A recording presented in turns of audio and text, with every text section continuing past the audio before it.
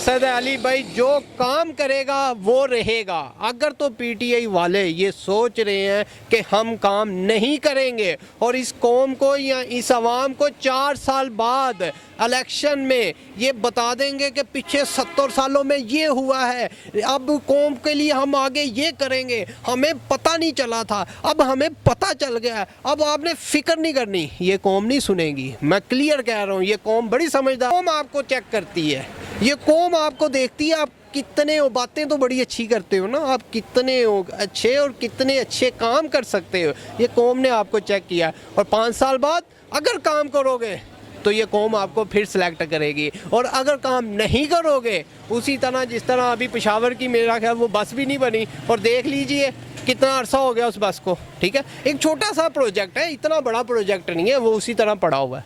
ठीक है, ये कौम क्या कहते हैं, इस तरह नहीं है कि आप काम नहीं करोगे और बार बार आपको ही वोट देके, और ये कि क्यों वोट क्यों देंगे आपको, ये इस पे नहीं, हर दफ़ा ये बात नहीं चलेगी कि आप बड़े हैंडसम हैं तो आपको वोट दे दिया जाए, आप बड़े खूबसूरत हैं आपको वोट दे दिया जाए, आप शलवार कमीज़ पहनते हैं आपको वोट दे दिया जाए, आप शलवार कमीज़ के नीचे पेशावरी चप्पल पहनते हैं कितने हैंडसम लग रहे हैं, वाह वाह गुड, आपको वोट दे दिया। इस तरह काम नहीं चलेगा। डिलीवर करोगे, काम करोगे, ये कौम आपको वोट देगी।